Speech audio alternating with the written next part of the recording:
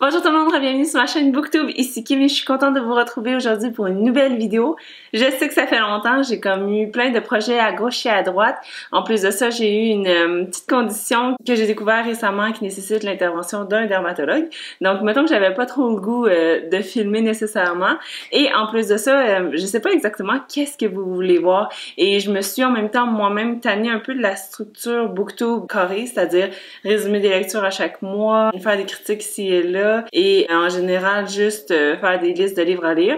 Donc c'est pour ça que j'essaie de trouver d'autres idées pour ma chaîne pour être un peu différente et aussi pas toujours refaire les mêmes choses. Donc c'est pour ça que je vais vous inviter à me laisser savoir dans les commentaires qu'est-ce que vous voulez voir. Est-ce que c'est des critiques de classic nerds? Est-ce que c'est plus des vidéos comment? Etc. Et pour aujourd'hui, puisque ça fait quand même un petit moment que j'en avais pas fait, je voulais faire un book haul de mon mois de février. Donc, les deux premiers livres que je me suis achetés pour me gâter, c'était Un lien familial de Nadine Bismuth, qui est un livre qui avait été vraiment beaucoup louangé par la critique. Donc, j'étais très intéressée. Il s'agit d'un roman québécois publié chez les éditions Boréal. Et c'est un livre qui m'intéressait beaucoup parce qu'on parle de comment l'amour fonctionne au temps moderne, donc qu'est-ce qui est les familles recomposées et tout ça. Donc, ça m'intéressait beaucoup de me plonger dans le quotidien de Magali, qui a 40 ans et qui a su que son mari avait une infidélité. Donc, pour se venger et pour accepter mieux la nouvelle, elle va même pas lui dire qu'elle est au courant et elle va elle-même aller coucher ailleurs. On suit le point de vue de plusieurs personnages et c'est vraiment super intéressant jusqu'à présent. Ensuite, qui dit février dit roman d'amour et j'avais vraiment envie de lire le plus récent livre de Casey West, une auteure de young adult en anglais qui écrit vraiment toujours des histoires mignonnes et vraiment toutes simples mais qui se lisent vraiment avec beaucoup de fébrilité. Donc on veut toujours savoir qu'est-ce qui va se passer et on s'attache bien sûr beaucoup aux personnages. Dans celui-ci, c'est l'histoire de Lacey qui a toujours rêvé d'être une actrice et finalement elle va avoir une chance d'avoir un rôle dans une grosse production hollywoodienne. Ensuite, le prochain livre que j'ai demandé, c'était également un livre québécois et je l'ai demandé aux éditions Urtubise qui ont eu la gentillesse de me l'envoyer et c'était de Christine Lamère, le 16e roman. Moi, je connaissais pas du tout cet auteur-là, mais l'histoire de ce roman-ci m'a vraiment beaucoup interpellée et c'est l'histoire d'une romancière à succès qui a écrit vraiment plusieurs romans, ils vont être adaptés en film. Du jour au lendemain, il va y arriver plein d'histoires familiales qui vont faire en sorte que plus rien va aller, elle va être bloquée pour son prochain roman et comme si c'était pas assez, il va y avoir un de ses fans qui va avoir une admiration un petit peu trop obsessionnelle. Je vais trouver la réponse, je vais vous la laisser juste en bas. Donc ça va faire tout un défi à l'auteur dans le roman qui jusque-là essayait d'éviter de se remettre en question pour pas se réaliser que sa vie était pas aussi merveilleuse qu'elle le pensait. Donc à suivre. Donc, c'est ce qui conclut les livres que je me suis acheté / que j'ai reçus ce mois-ci. J'essaie de pas trop en acheter, même si c'était mon mois de fête, parce que j'essaie d'être conscientisée au fait que j'en ai déjà vraiment beaucoup. Juste quand je me promène en librairie, chaque nouveau que j'achète, je vois ceux que j'ai déjà chez nous puis qui sont pas encore lus et j'essaie très fort de me contenir. Mais ça marche pas toujours. Donc c'est pour ça que en ce moment, on va nourrir ma maladie un petit peu et ouvrir ma boîte de livres que j'ai reçue de Book Outlet.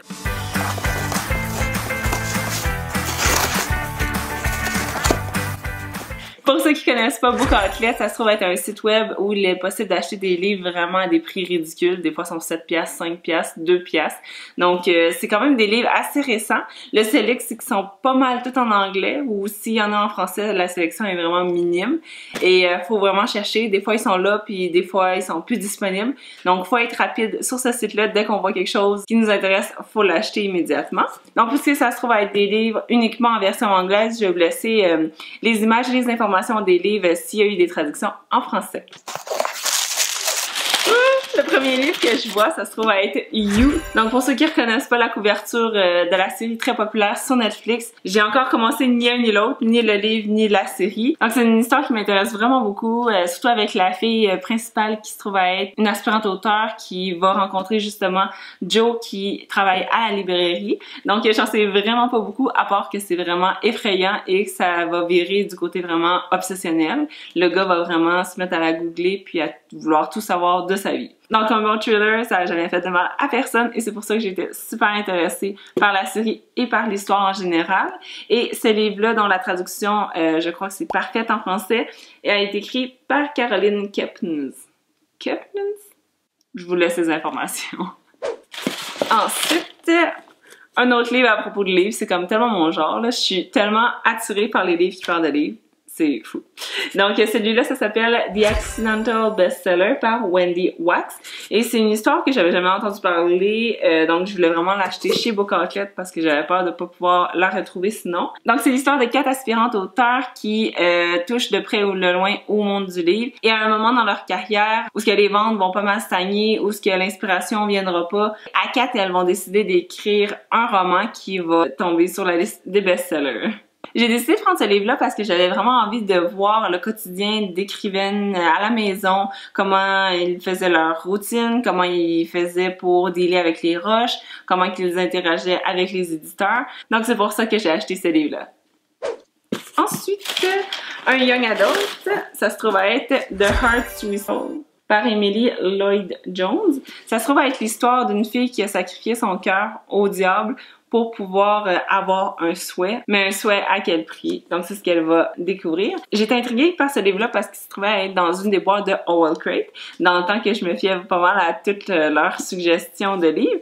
Et donc cette histoire-là m'intriguait vraiment beaucoup et quand je l'ai vue sur Book Outlet, j'ai pas pu m'empêcher.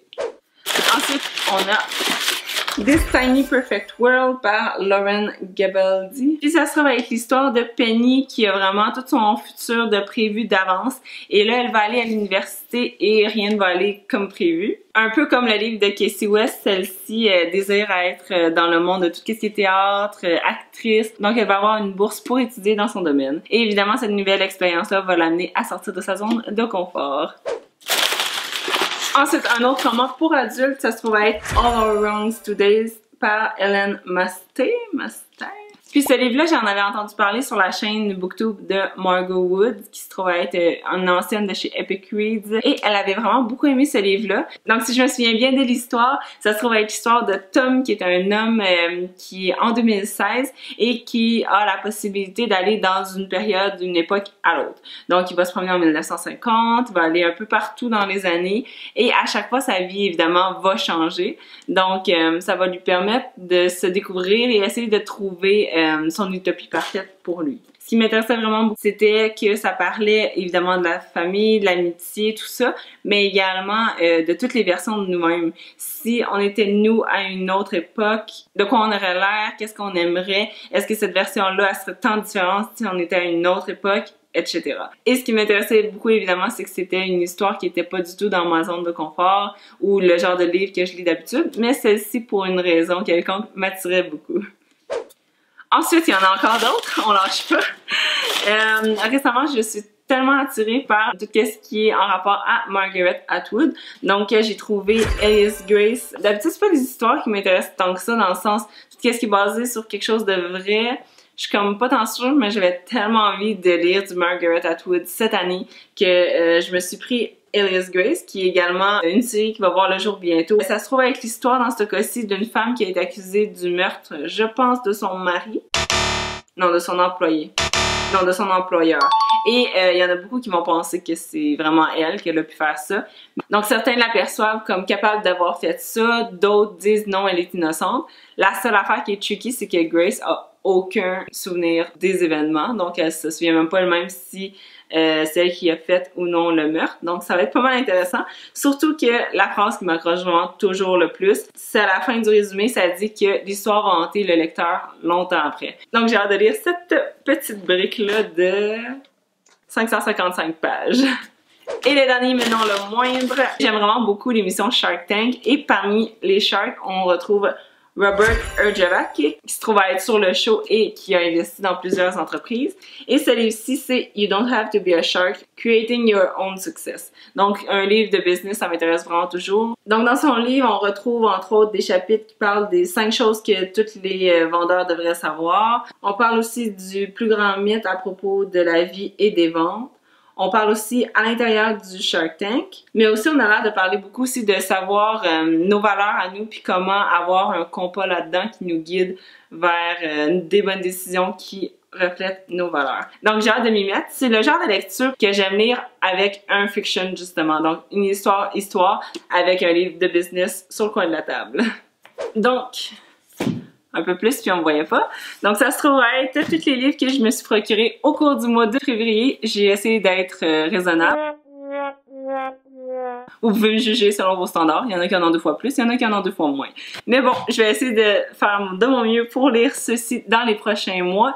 Et je vous invite à liker cette vidéo aussi si vous l'avez appréciée. Laissez-moi savoir dans les commentaires s'il y a des livres là-dedans qui vous intéressent ou quel livre vous vous êtes procuré au cours du mois de février. Et évidemment, si vous avez des suggestions de vidéos, laissez-les-moi savoir. Je vous souhaite une bonne journée, abonnez-vous pour ne rien manquer et on se retrouve dans une prochaine vidéo. Bye bye!